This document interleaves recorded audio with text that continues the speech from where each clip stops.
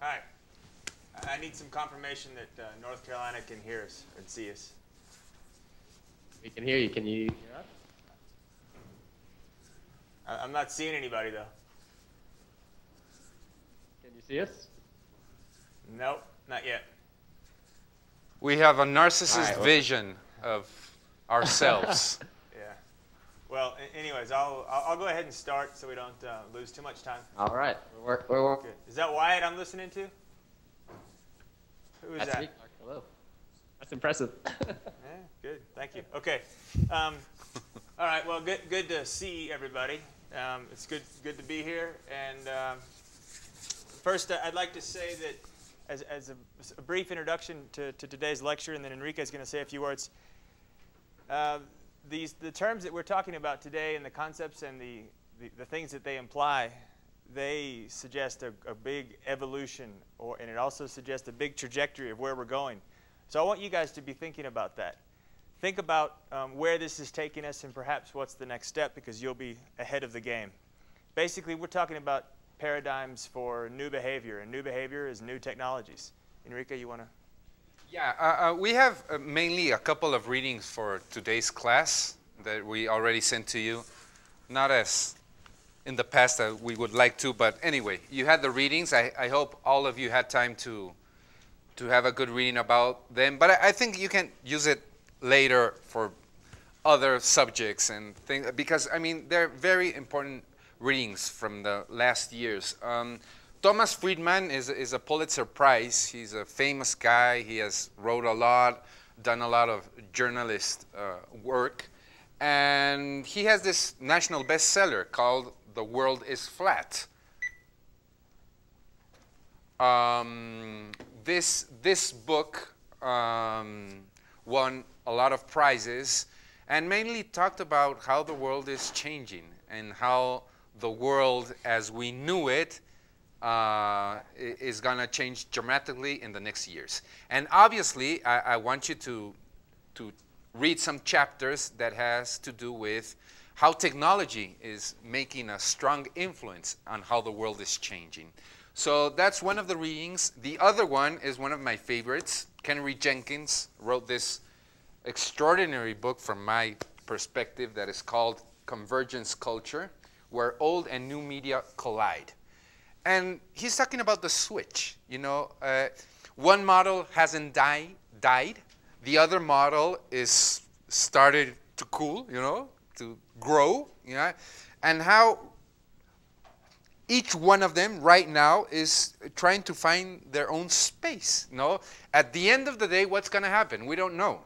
We don't know if David is going to kill Goliath. You know, we don't know if the two brothers are going to coexist, or the younger brother is just there to have some fun and then he's going to disappear again. We don't really know what's going to happen. So the two books, I think we can right now, we don't have a huge presentation because we imagine this session very interactive, you saying a lot of things and we listening and learning about your reflections. So let's start. Okay. All right. Excellent.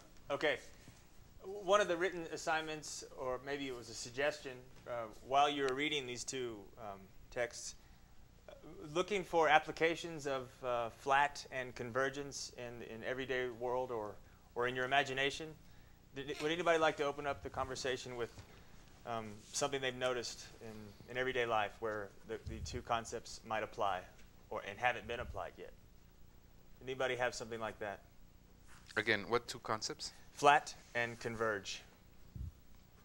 Anybody see this? Well, what we can do is I'll say something, and if something occurs to you, please jump in.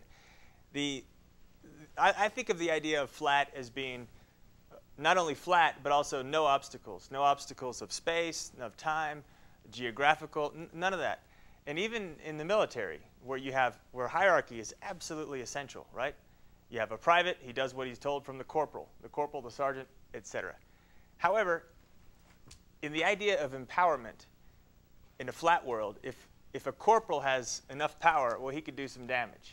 For instance, he could fire a tank into a hotel building and kill innocent people, and this did happen. Or you could have a corporal put the American flag on top of the face of Saddam Hussein, and that looked, it was a very picturesque moment, but it wasn't Iwo Jima. And in fact, Colin Powell got on the phone and says, hey, get that guy down there. So empowerment, it kind of goes both ways.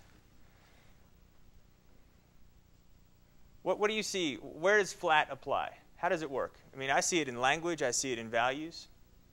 Where do you see it? In media. Okay. There you go, Christina.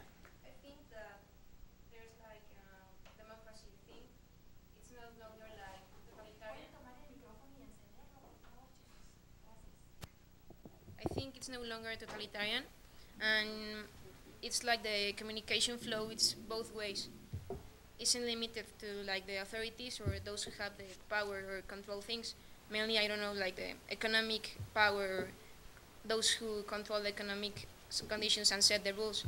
Now you have proactiveness from the audience, and now the audience isn't no longer only like the consumers.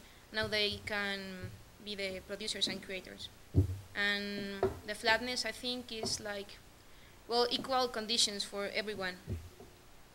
It's not like if you only have, I don't know, access to the internet or to some media, you can be updated or, yeah, or getting in touch with that. Now you have many channels. Great. And we see here how flat and convergence they work together, right? I asked one of you, talking about this, where it's not only the people with power who have this access, right, as you said.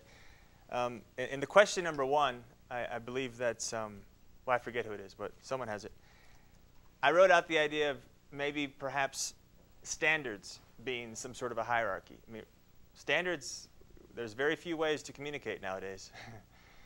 And they rely on, one big imaginary thing in the sky, the internet. So who had this question? I think it was someone in North Carolina. Standards as a hierarchy. Would anybody like to comment on that? Or I believe it was Liz or Liza Perry. It was me, Wyatt. Wyatt, go ahead. Liza has a spot. Go ahead. All right.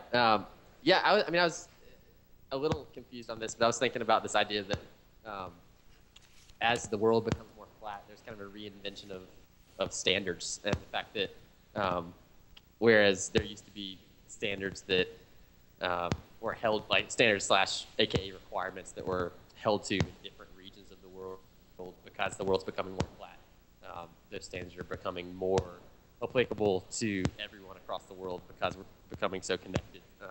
And so I think the hierarchy is not much, it's becoming less and less of a power structure in specific regions and countries, but it's becoming a power structure. The most powerful are going to be the ones that stick to the global standards the most, if that makes sense. Certainly. Can I make a reflection here?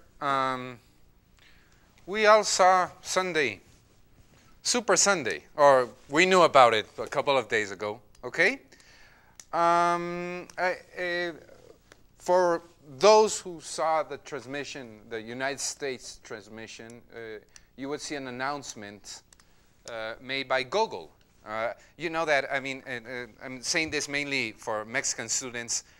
Super Sunday has been known for a long time ago when all the advertisement companies, launch their new, announces to the world. And so everybody expecting not only watching the game, but also watching the TV commercials, what's going on there. So for several years, it was these beers that would go one against the other and all this stuff.